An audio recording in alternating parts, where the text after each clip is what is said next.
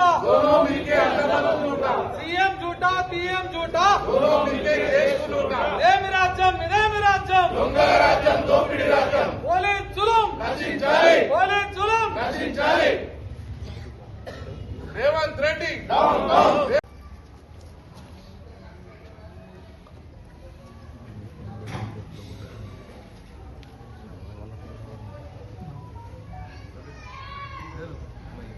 మనం ఎందుకు అడిగినాం నువ్వు మొత్తం దానికి డబ్బులు ఎన్ని అవసరమో మేము దాదాపు 1200 కోట్ల రూపాయలు మా కేసీఆర్ గారి ప్రభుత్వంలో ఖర్చు పెట్టినాం. ఇంకా ఖర్చు పెట్టి పూర్తి చేస్తే 50,000 ఎకరాలకు నీళ్లు వస్తాయి. గప్పుడు రా ఆ 50,000 ఎకరాలకు నీళ్లు ఇచ్చి అప్పుడు మేము కూడా నీకు స్వాగతం పలుకుతాం, నీకు కూడా మేము సన్మానం చేస్తాం.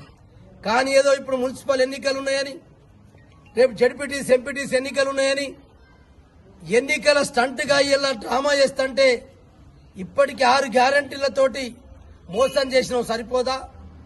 రైతులకు రైతు బంధు 2 ఎగ్గొట్టినావు, 3వది ఎగ్గొట్టే ప్రయత్నం చేస్తున్నావు. రైతు బంధు వేయమని చెప్పి మా బీఆర్ఎస్ పార్టీ డిమాండ్ చేస్తే అక్రమ అరెస్టులు చేస్తావా? హౌస్ నిర్బంధం, ఇంటి నిర్బంధాలు చేస్తావా? ఇట్లా ఆగుతుందా? ఇది ప్రజాస్వామ్యంలో ఇది ప్రజాస్వామ్య కూని కాదా? ఇది ఎక్కడ ప్రజాస్వామ్యం? అప్రజాస్వామికంగా నువ్వు పోలీసు నీకేదో అధికారం ఉందని, నా చేతిలో పోలీసు ఉన్నదని పోలీసులు పెట్టించి అక్రమ అరెస్టులు చేపిస్తాం, అక్రమ నిర్బంధాలు చేస్తాం.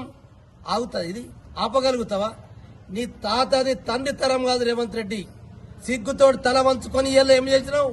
ఆఖరికి బండ పెడితే నీ బండలు పంపిస్తాం, ఎమ్మెల్యే ఇంటికి బండ పంపిస్తాను చెప్పినాం, ఎంపీ ఇంటికి అదే బండ పంపిస్తాను చెప్పినాం. ఇప్పుడు ఆ బండలు పెడతలేవు, ఐలాన్ కట్టినావు. ఇవాళ బీఆర్ఎస్ పార్టీ హెచ్చరికతోటే ఇవాళ అక్కడ స్టోన్ పెడతలేమని తెలిసింది. ఇప్పుడు అంటే భయపడి పెడతలేవు కదా, అంటే నువ్వు స్టోన్ కొరకేస్తున్నట్ట.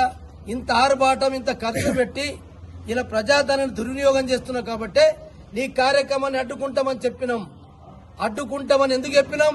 ప్రజాధనం దుర్వినియోగం చేయడానికి నీకు హక్కు లేదు.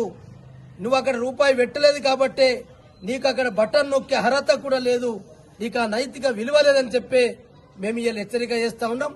రేపు ఆదిలాబాద్ దత్తత తీసుకుంటాను చెప్పి ఏం తీసుకున్నావు? దత్తత తీసుకుని ఏం చేసినావు? యంగ్ ఇండియా స్కూల్ అని చెప్పి మొన్న ఒక 200 కోట్లది ఒక కాగితం తెచ్చినావు, ఇచ్చినావు. ఇలా 70 కోట్లు రిలీజ్ అని చెప్పి పీడీ అకౌంట్ కలెక్టర్ ఖాతాలు వేసినామని చెప్పి ఇలా 70 కోట్లు రిలీజ్ చేసినని చెప్పి గింతేనా? ఇదేనా నీ ప్రజాస్వామ్యం? ఇదేనా నీ దత్తత తీసుకున్నాడు?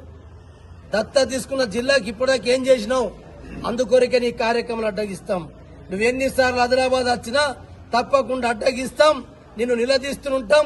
ప్రజలతోటి బ్యాలెట్ పేపర్ ద్వారా ఎప్పుడు సమయం వస్తే అప్పుడు నీకు గోరి గడతాం బిడ్డ రేవంత్ రెడ్డి. నువ్వు భూస్థాపితం చేస్తామని చెప్పి కూడా రేవంత్ రెడ్డి గారికి హెచ్చరిక ఇస్తాం.